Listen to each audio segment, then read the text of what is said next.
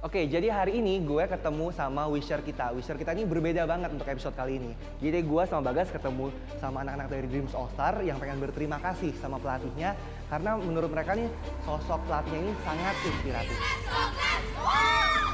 Jadi selain Mas Dedi, Dan Roberts ini juga akan diberi surprise oleh anak-anak didiknya yang sejak 5 tahun lalu, sejak dia mendirikan Red Nose, memang sudah jadi murid-muridnya gitu.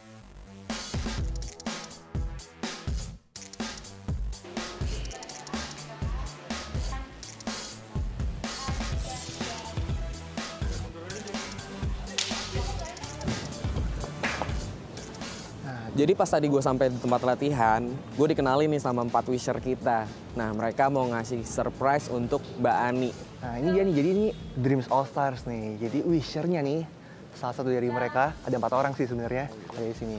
Mau panggil dia ya? Indah, Indah bentar, sini. Hai. Nih, kenalin Bagas, Halo, Indah. Bagas. Indah. Jadi ini salah satu wisher kita, bikin surprise show buat kalian. Iya. Sebenarnya ada berapa? Ada 4 sama gue. 4 orang. Siapa ya sih? Mau panggilin ya? Panggilin. Ipit, Tejo, sama Jatlun.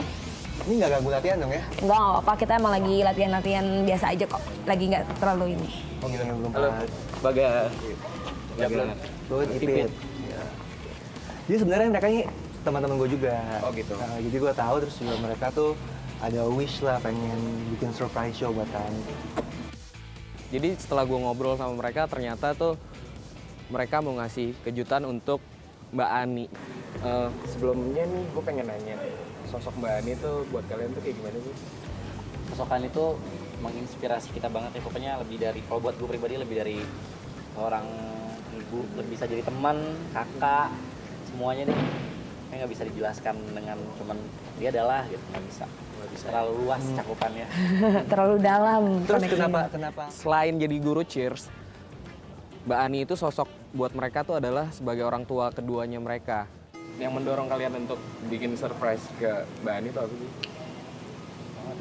Kita pengen apa ya, memberikan apresiasi kita sebagai wujud terima kasih kita, walaupun mungkin tidak bisa membalas apa yang pernah dia kasih sama Kasih ke kita kita. sampai kita jadi sekarang ini, tapi at least dia ngerasa bahwa kita tuh benar-benar Care. care sama dia, sayang sama dia. Ya. Oke. Soalnya tuh gue lihat tuh mereka tuh kompak-kompak semua sama Kani. Jadi dari dulu sampai sekarang tuh ya begini aja. Mereka Ini aja. ini banget, keluarga banget gitu loh. Gini aja. Jadi kayaknya emang sosok Kani tuh emang kayak pengen disurprisein tuh kayaknya cocok ya. Cocok Karena banget. mereka inspiratif gitu. Iya, betul. Jadi kita pengen melalui Wishing for You ini Kani bisa ngerasain rasa sayang kita ke Kani. Kita pengen Kani jangan sedih lagi, jangan ngerasa sendiri lagi. Kani masih punya keluarga yang sangat besar di sini, anak-anaknya yang banyak. Jadi Kani harus tetap semangat.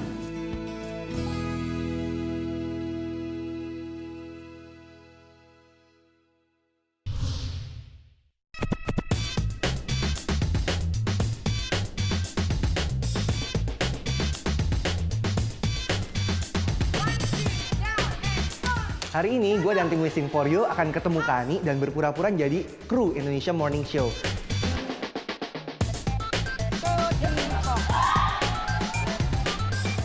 Hari ini gue punya 2 misi. Jadi pertama gue akan mengajak Kak Ani untuk pura-pura jadi juri. Padahal itu adalah acara surprise show-nya dia. Dan yang kedua, karena gue kenal banget sama Kak Ani, gue akan menjadi mediator di acara tersebut.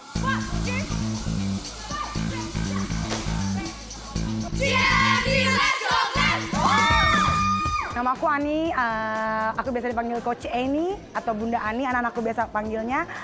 Aku ownernya di A-Team Cheerleading Company Indonesia. Selain sebagai owner, aku juga sebagai head coach di A-Team Cheerleading Company Indonesia ini.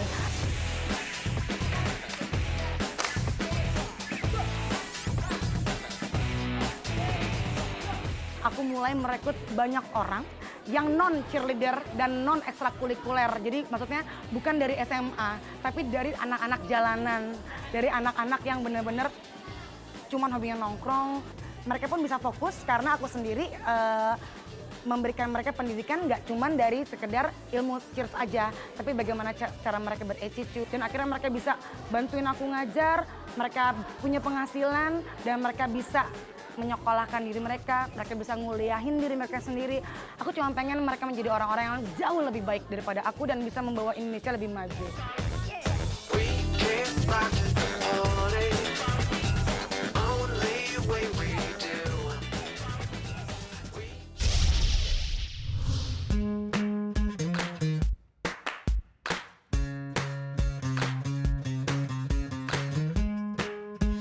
Tuh banyak anak-anak mungkin Far tahu. Awas Messi. Adik-adik, aku mau bertanya boleh nggak? Tahu tempat yang sirkus itu tahu nggak? Oh ini, kamu juga anak sirkus? Sirkus? Iya. Gimana? Tempatnya di mana? Di situ ya. Anterin? Boleh, yuk. Let's go. Yang cepet-cepet ya, aku ikutin kamu.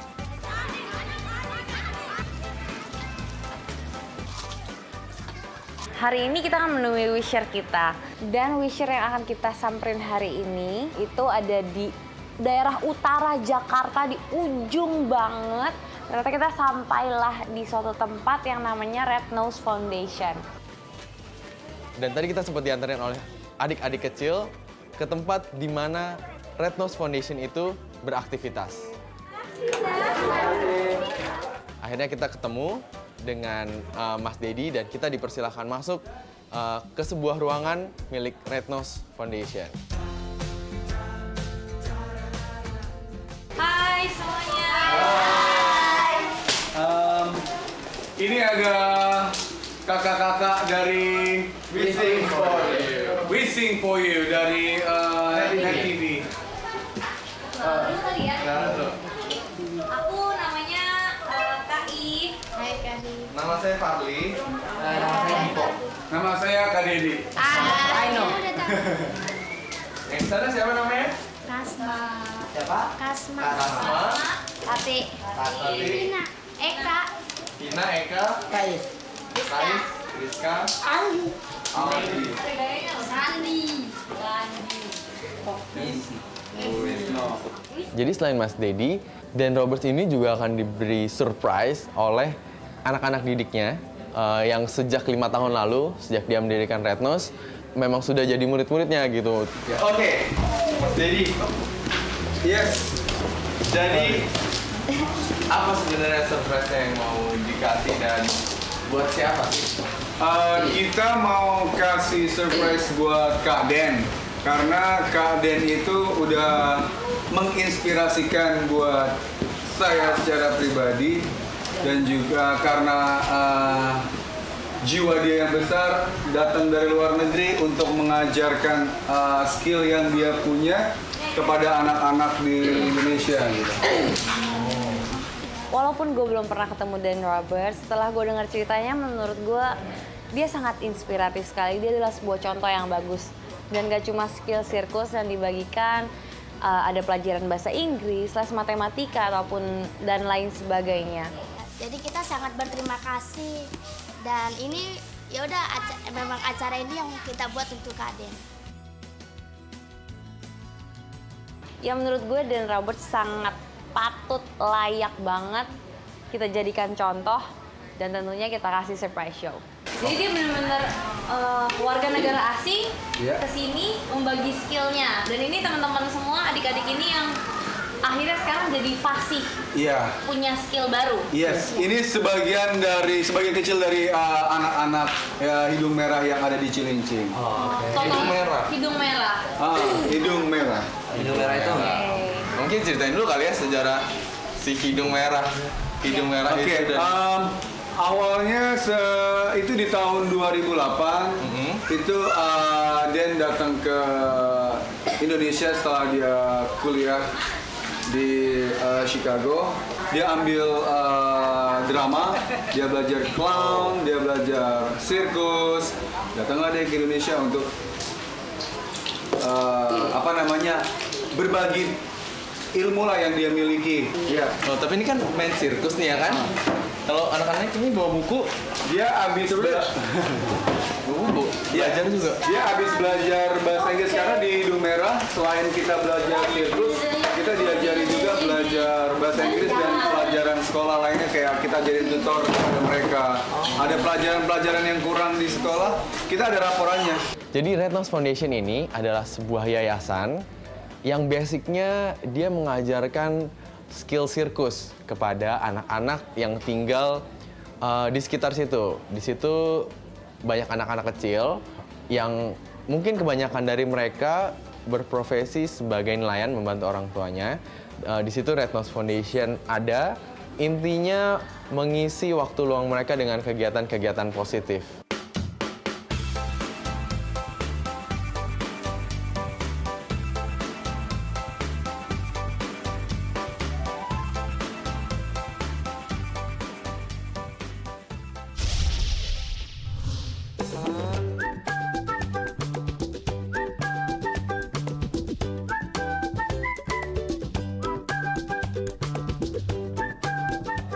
Dan tim kita hari ini akan bertugas mendatangi Dan Roberts berpura-pura sedang liputan Indonesia Morning Show untuk melihat Dan Roberts melatih sirkusnya dengan teman-teman Red Nose Foundation. Yang paling sulit nomor 1. 3 high touch. Saya pendirian dan Executive Director dari Yayasan Hidung Merah atau Red Nose Foundation. Saya dirikan Red Nose Foundation ini 2008. Hari pertama yang aku pentas di Jakarta itu aku pentas di Cilincing dan kita parkir mobil di depan. Waktu itu sudah lama, sudah 6 tahun aku nggak di sini di Indonesia. Jadi bahasa Indonesia aku masih agak-agak kurang bagus. Ada yang banyak yang lupa. Jadi aku lewat gang-gang kecil itu, terus orang-orang gua rasa kayak ledek gitu, kayak agak-agak nggak seneng ada saya di situ. Ya aku ngerasa sangat kurang nyaman. Ketika aku balik ke mobil, aku pakai hidung badutnya, pakai sepatu badut, balik lagi ke lewat gang-gang yang sama dengan kepakaian hidung merah itu aja orang sudah baik, sudah ketawa, ketawa ngakak, tunjuk, badut hidung merah. Jadi di saat itu saya sadar bahwa hidung merah itu bisa buat kita sama. Kita bukan bule atau Indonesia, tapi kita semuanya badut gitu. So it's an equalizer.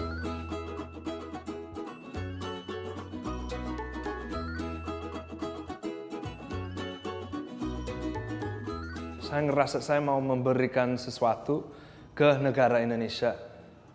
Dan menurut saya, untuk memajukan negara itu mesti dari anak-anak. Dan di Indonesia lebih banyak anak kurang mampu daripada yang mampu. Tujuannya mau memajukan segenerasi anak kecil yang kurang mampu, ya hidung merah itu buat saya itu alatnya. Kalau di kelas sirkus kita emang ada campuran seni sih. Ada musik, ada gitar, ada acting, ada tari. Kalau sirkus itu ada juggling, ada akrobat, dan juga pastinya kita mulai pakai game. Kunja, cukici, coki. Kalau untuk ngajar anak-anak dari 0 sampai sekarang emang mulanya pelan-pelan dan dengan perhatian, dengan pelan, dengan baik hati. Emang kita tujuannya bukan untuk buat mereka pemainan sirkus. Itu sebetulnya side effect. Mereka jadi pinter main sirkus karena ikut latihan sirkus, tapi tujuan latihan sirkus emang buat bantu mereka percaya diri atau percaya kerja keras dan segala. Jadi ya kalau untuk bisa menjadi bakatnya sampai sebagus sekarang, emang apa aja yang kita latihan setiap hari selama 6 tahun ya pasti kita jadi jago, jadi berbakat.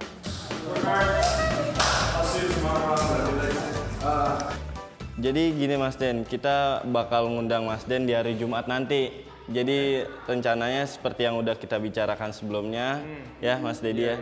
Jadi di hari Jumat kita ada sebuah event Bentuknya kayak perlombaan gitu, ajang bakat, dan karena kita menganggap Mas Den ini sangat inspiratif, kita mengundang Mas Den untuk menjadi juri. Oke, sampai ketemu di hari Jumat ya. Siap. Thank you. Makasih Mas Dedi. Ya, sama-sama. Oke.